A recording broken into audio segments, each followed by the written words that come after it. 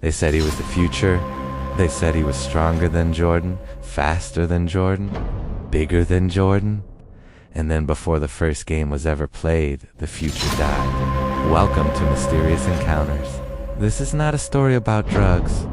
It's a story about what happens when potential threatens the balance of power. Len Bias wasn't hype. He was proof. At the University of Maryland, Bias didn't just dominate, he terrified opponents. NBA scouts said he looked like a man playing against boys.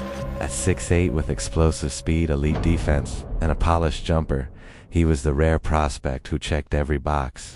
Michael Jordan was already the face of the league, but insiders whispered something dangerous. Len Bias might be better. In 1986, the Boston Celtics, already champions, already stacked, drafted Bias number 2 overall. The league panicked. A dynasty was forming that could rival anything Jordan would ever build. Then, 48 hours later, Len Bias was dead. The file says, cocaine overdose. Simple, clean, case closed. But the details don't sit right. No history of drug addiction, no prior red flags. Teammates described him as disciplined, focused, cautious. The narrative moved fast, too fast. The media didn't mourn the loss of a generational talent. They weaponized his death.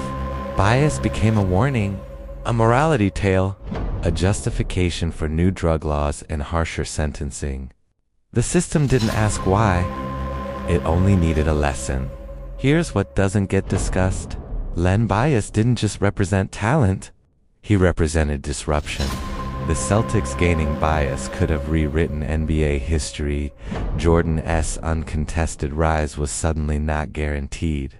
The league's future marketing narrative was at risk, and then poof.